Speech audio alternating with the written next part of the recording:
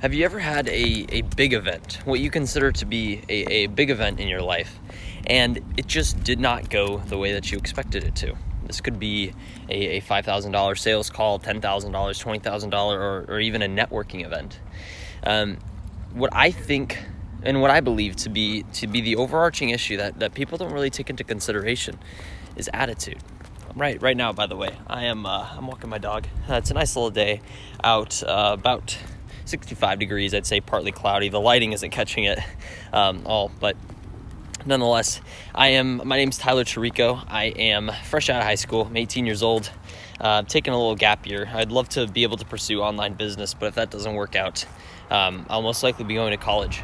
But I wanted to come on here to explain a little bit about attitude and what I've found to be so particularly important about it. Now, first of all, everybody knows the saying, people buy people, not products. And this can be very, very obviously tied to sales calls. If you're in a bad mood and you go into a sales call, your likelihood of closing it is going to be far lower than if you were in a happy state of mind.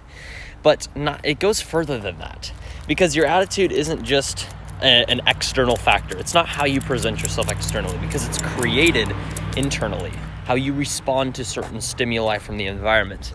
And science has shown that if you acquire a piece of knowledge in a certain state of mind with a certain attitude, when you go to execute on a task that requires you to recall that piece of information or build on that, if you're not in the same attitude that you acquired that piece of knowledge in, you are going to have you're gonna have a much harder time remembering the specifics of what you learned, and you're also going to have a harder time executing on whatever you need to do requiring that piece of knowledge. So a perfect example, and it may have been a mouthful there, but if you are studying for a test and you're in a great mood the night before, and just going back to school, and you go into that test and there's some science formula that you need to remember, and you all of a sudden are very, very stressed out because it's a test. Let's say that you're a person with test anxiety.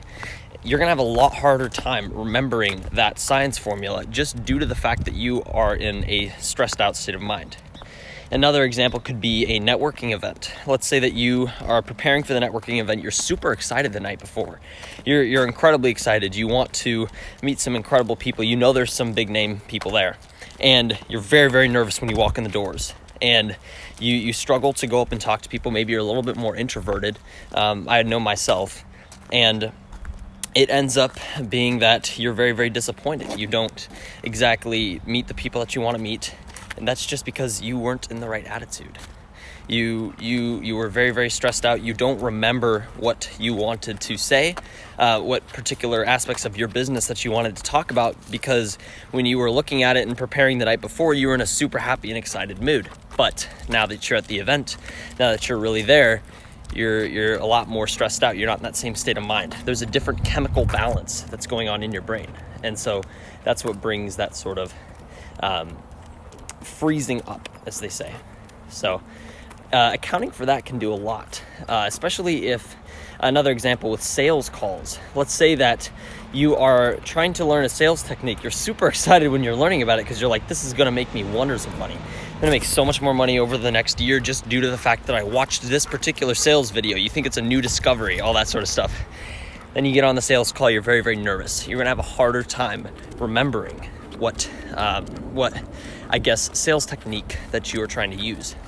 So just a little bit of advice out there. If you are before you do any sort of big event that requires you to recall knowledge from a previous night or a previous experience, make sure that you are in a great attitude.